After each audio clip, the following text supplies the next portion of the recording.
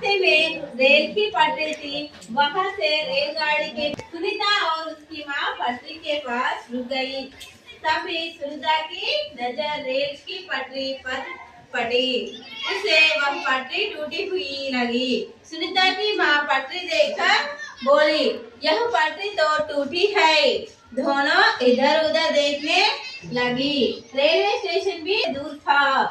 So ఏమైంది, సునీత వాళ్ళ యొక్క మదర్ ఏం చేసిరు, గడ్డి అంటే పొలం కాడి నుంచి వాళ్ళు వస్తున్నారు. వచ్చేటప్పుడు ఒక గడ్డి మోపు అనేది కట్టుకొని వస్తున్నారు. ఎందుకు గడ్డి మోపు అయితే తీసుకొని వస్తారు, పశువులకి దాన వేయడం కోసం గడ్డి మోపు తీసుకొని వస్తారు.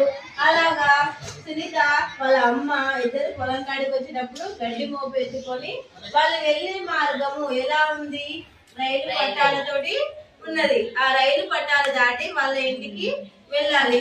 సో వాళ్ళు అక్కడి నుంచి వెళ్తుంటే రైలు పట్టాలు అనేది చూసిరు. ఏం చూసిరు, విరగడం చూసిరు. రైలు పట్టా అనేది కొంచెం విరిగినట్టుగా కనిపించినది వాళ్ళ అమ్మకి. ఎవరు కనిపించింది, వాళ్ళ అమ్మకి కనిపించింది.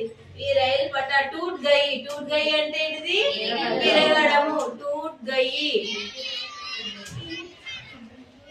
రైలు అనేది దాని నుంచి పోవడం మంచిదేనా, కాదు, అది చాలా ప్రమాదకరము.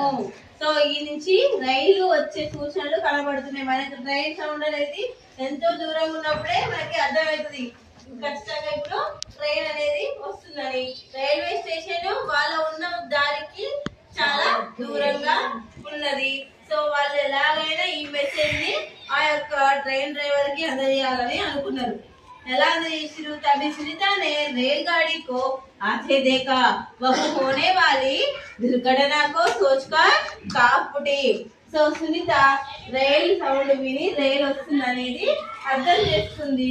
ఆమెకి ఏమనిపించింది, ఇప్పుడు ఈ మార్గం నుంచి ఈ యొక్క రైలు పట్టాలు విరిగినాయి కదా, ఈ నుంచి వెళ్తే దుర్ఘటన అనేది ఎంతో ప్రమాదం జరుగుతుంది అని ఆమె ఊహల్లో ఊహించుకొని ఇమాజినేషన్ చేసుకొని చాలా భయపడింది.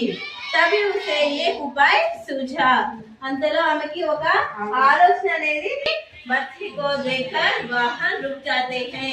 సో ఆమెకి ఒకనొక సమయంలో విన్నదన్నమాట ఒక మాట. ఏంటిది, రెడ్ లైట్ వేస్తే వాహనాలు అనేవి ఆగుతాయి, వెహికల్స్ అనేవి ఆగుతాయి అని తెలిసి ఆమెకి అది గుర్తొచ్చి ఏం చేసింది, तो वह पटरी के पास जाकर अपनी लाल रंग की ओढ़नी लहरे लगी.